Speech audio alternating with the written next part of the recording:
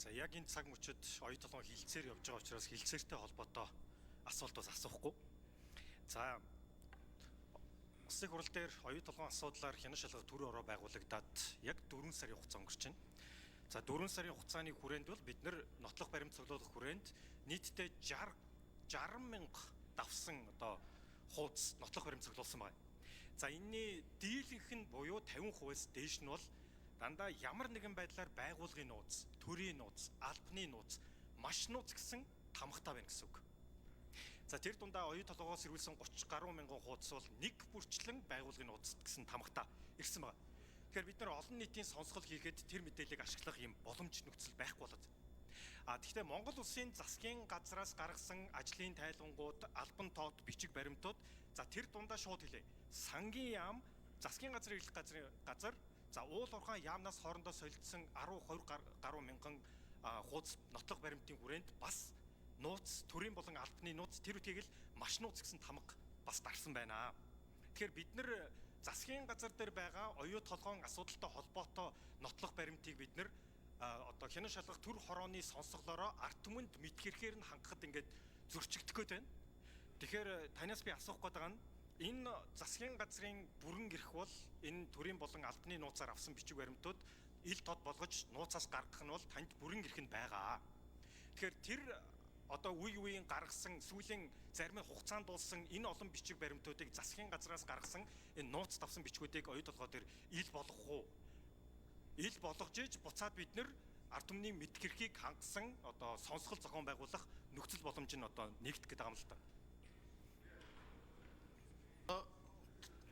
За Отгон сарын Батнайрамд гишүүн таны хэлснээр яриа хэлцээ явж байна. Яриа хэлцээ амжилттай явж байгаа. Юуны өмнө энэ оюу толгойн төслийг Монголын ард түмэнд үр ашиггүй болгоод байсан өндөр зээлийн хүүг бууруулах тохиролцоонд хүрч чадлаа. Зарчмын үед бууруулах шийдэл гаргана. Хэдэн хувиар яаж бууруулах уу гэдэг талаар бид нар яриа хэлцээ явж байна. Яриа хэлцээний тактик нарийн ширийн задлж болохгүй. Хоёрдугаард энэтэй холбоотойгоор бас оюу толгойн зардлыг өндөрсгөж Монголын талд оногдох ашгийг бууруулдаг, ард түмэнд өргөөжийг бууруулдаг асуудал менежментийн төлбөр байгаа. Менежментийн төлбөрийг бууруулахаар зарчмын тохиролцоонд хүрээд бас ажиллаж байна. Бод үр дүнгууд гарч байна. Гэтэл энэ яриа хэлцээний тактикт нөлөөлж болох үс бүх материалуудыг ил тод болгох гээд байгаа нь харин хэний эрхчд үүсээд байгаа юм бэ гэсэн асуултыг тавьж байгаа. Яагаад та дэд сайдаар ажиллаж байхдаа энэ оюу толгойн асуудлаар энэ зөрөгтэй шийдвэр гаргаж ажиллаж байгаагүй? Бид нар хэрэглэх газар засгийн газарт ажиллаж байхдаа зээлийн үг бууруулах шаардлага тавьж байсныг яагаад хэрэгжүүлээгүй юм? Яагаад энэ оюу толгой энэ менежментийн төлбөр энэ үр ашгийг сайжруулж байгаагүй юм? Тэр үед тэр нууц байсан материалуудтайгаа бүгднтэй танилцаад хэл болгоод ярилцуулж байгаа. Яг арбитрийн маргаанд дөнгөж эхэлж явах үед бас эхлээд. Тэгээ бас яг энэ яриа хэлцээ явж явах үед ийм бүх мэдээллийг ил тод болох асуудал чинь Монголын эрхчд нийцэх юм уу? Харин яриа хэлцээний дараа бол энийг хэлцэж болно.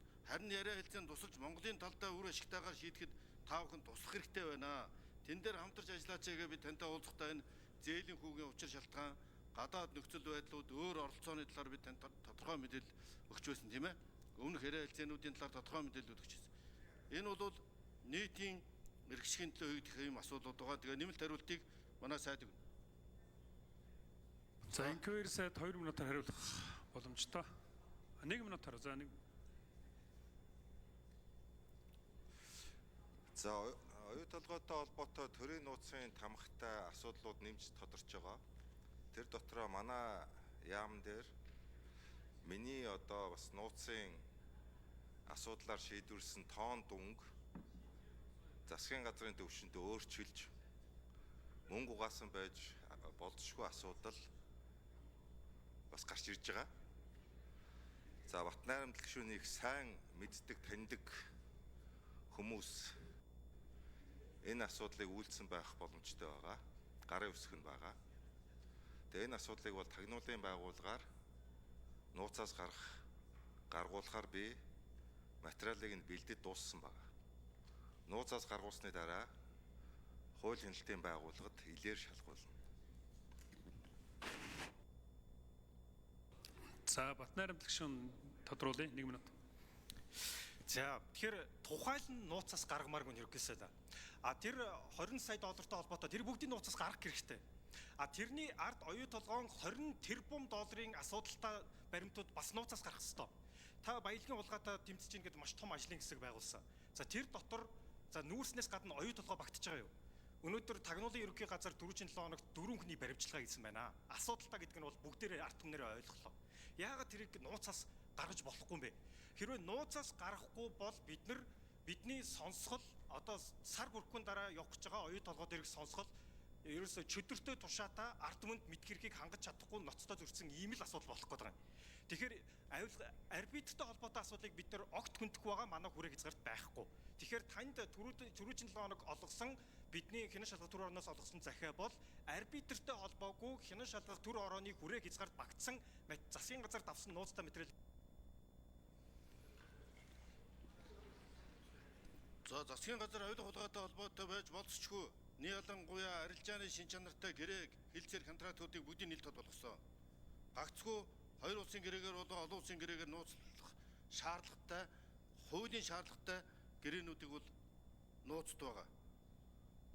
Тухайлбал та 4 хүнийг гэмтэргийн тухай асуудал ярьж байна. Гэмтэрэг мөрдөн байцаалтын нууц хамаардаг асуудлуудыг бид нууцаас илгаргаж чадахгүй. Шүүхээр эцэслэн шийдвэрлэх хүртэл иргэдийн мөрдөн байцаалтын асуудал мөрдөн байцаалтын нууцд хамаардаг. Тэрнтэй хинтэй холбоотой нь вэ, тантай холбоотой нь, хинтэй холбоотой нь хамаагүйгээр тэнд мөрдөн шалгах ажиллагаа тусдаа биднээс хамаарлаггүйгээр явдаг. Энэ засгийн газар ерөнхий сайдч оролцох эрх байхгүй, ил тод болгох эрх байхгүй, мэдээж байхгүй, мэдээлж байхгүй. Харин бид гагцгүй Монголын баялагийг тэн дотроо 5 толгой, оюу толгой, ийм учраас оюутлогоо дээр энэ ажиллагаа явагдаж штэ. Ийм учраас одоо татвар